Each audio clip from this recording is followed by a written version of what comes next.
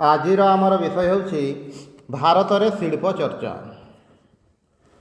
San Francisco ସହରରେ ଅବସ୍ଥିତ on ସଭାଗୃହରେ ସ୍ୱାମୀ ବିବେକାନନ୍ଦ ଭାରତୀୟ କଳାବିଦ୍ୟା ଓ ବିଜ୍ଞାନ ସମ୍ପର୍କରେ ବକ୍ତୃତା କରିବେ। ଏହି ମର୍ମରେ ଶ୍ରୋତାମାନଙ୍କ ସମକ୍ଷରେ ତାହାଙ୍କୁ ପରିଚିତ କରାଇ ଦିଆହୁଏ। ସ୍ୱାମୀଜୀଙ୍କର ବକ୍ତୃତାର କିଛି ଅଂଶ ଦିଆହେଲା। ସ୍ୱାମୀ ବିବେକାନନ୍ଦ କହୁଛନ୍ତି, ବିଭିନ୍ନ ଜାତିର ଇତିହାସରୁ ଦେଖାଯାଏ, ପ୍ରଥମେ ଶାସନ ଯନ୍ତ୍ର ସବୁ ସମୟରେ ପୁରୋହିତମାନଙ୍କର ଅଧିକାରରେ ଥିଲା। ସମଗ୍ର ଜ୍ଞାନ ଭଣ୍ଡାରର ମଧ୍ୟ ଉତ୍ସ ଥିଲେ ପୁରୋହିତ ଶ୍ରେଣୀ। ଅତଃପର ପୁରୋହିତମାନଙ୍କ ନିକଟରୁ ଶାସନ କ୍ଷମତା ହସ୍ତାନ୍ତରିତ ହୋଇ କ୍ଷତ୍ରିୟ ଅଥବା ରାଜଶକ୍ତିର ଶାସନ ପ୍ରବର୍ତ୍ତିତ ହୁଏ ଏବଂ ସାମରିକ ଶାସନ ପ୍ରାଧାନ୍ୟ ଲାଭ କରେ। ସର୍ବଦା ହିଁ ଏହିପରି ଘଟିଛି। ପରିଶେଷର ଭୋଗବିଳାସର କବଳରେ ପଡ଼ି ଜନସାଧାରଣ ଅଧପତିତ ଏବଂ ଅଧିକତର ଶକ୍ତିଶାଳୀ ଓ ବର୍ବର ଜାତିର ଅଧୀନ ହୋଇପଡ଼ନ୍ତି। ସମଗ୍ର ମାନବ ଜାତି ମଧ୍ୟରେ ଇତିହାସର ଆଦିକାଳରୁ ଭାରତବର୍ଷ ଜ୍ଞାନର ଦେଶ ବୋଲି ଅଭିହିତ ହୋଇଅଛି। ଭାରତବର୍ଷ କଦାପି ଅନ୍ୟ ଜାତିକୁ ଜୟ କରିବା ଅଭିପ୍ରାୟରେ ଅଭିଯାନ କରି ବାହାର ହୋଇନାହିଁ।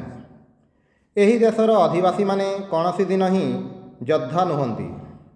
ଆପଣମାନଙ୍କର ପାଶ୍ଚାତ୍ୟମାନଙ୍କ ଭଳି ସେମାନେ କଦାପି ମାଂସ ଭକ୍ଷଣ କରନ୍ତି ନାହିଁ, କାରଣ ମାଂସ ହିଁ ଯୋଦ୍ଧା ସୃଷ୍ଟି କରେ।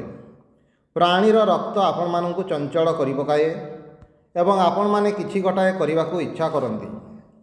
ଏଲିଜାବେଥଙ୍କ ସମୟର ଇଂଲଣ୍ଡ ସହିତ ଭାରତର ତୁଳନା କରନ୍ତୁ। ଆପଣମାନଙ୍କ ଜାତି ପକ୍ଷରେ ତାହା କି ଅନ୍ଧକାର ଯୁଗ ହିଁ ଥିଲା। ଆଉ ଆମେମାନେ ସେତେବେଳେ ମଧ୍ୟ କେତେ ଜ୍ଞାନରେ ଉନ୍ନତ ଥିଲୁ। ଆଙ୍ଗ୍ଲୋ ସ୍ୟାକ୍ସନ୍ ଜାତିର କଳାବିଦ୍ୟା ଚର୍ଚ୍ଚାର ଯୋଗ୍ୟତା ଏପର୍ଯ୍ୟନ୍ତ ଖୁବ୍ କମ୍। ସେମାନଙ୍କର ଉତ୍ତମ କାବ୍ୟ ଅଛି। ଦୃଷ୍ଟାନ୍ତ ସ୍ୱରୂପ କୁହାଯାଇପାରେ, ସେକ୍ସପିୟରଙ୍କର ଅମିତ୍ରାକ୍ଷର ଛନ୍ଦ କି ଅପୂର୍ବ। କେବଳ ଛନ୍ଦର ମେଳ ଘଟାଇବା କିଛି ନୁହେଁ, ଛନ୍ଦର ମେଳ ସର୍ବାପେକ୍ଷା ଉନ୍ନତ ରୁଚିର ବସ୍ତୁ ନୁହେଁ। ଭାରତବର୍ଷରେ ବହୁ ଯୁଗ ପୂର୍ବରୁ ସଙ୍ଗୀତ ସପ୍ତ ସ୍ୱରରେ ଏପରିକି ଅର୍ଦ୍ଧ ଓ ଚତୁର୍ଥାଂଶ ସ୍ୱରରେ ବିକଶିତ ହୋଇଥିଲା। ଭାରତବର୍ଷ ଅତୀତରେ ସଙ୍ଗୀତ, ନାଟକ ଓ ଭାସ୍କର୍ଯ୍ୟରେ ଅଗ୍ରଣୀ ଥିଲା। ବର୍ତ୍ତମାନ ଯାହା କିଛି କରାହେଉଅଛି ସବୁ ହିଁ ଅନୁକରଣର ଚେଷ୍ଟା ମାତ୍ର। ବଞ୍ଚି ରହିବା ପାଇଁ ମନୁଷ୍ୟର ପ୍ରୟୋଜନ କେତେ ଅଳ୍ପ, ଏହି ପ୍ରଶ୍ନର ଉପରେ ହିଁ ବର୍ତ୍ତମାନ ଭାରତର ସବୁକିଛି ନିର୍ଭର କରେ। ଓಂ ଶାନ୍ତି ଶାନ୍ତି ଶାନ୍ତି। ହରି ଓಂ ତତ୍ସତ୍।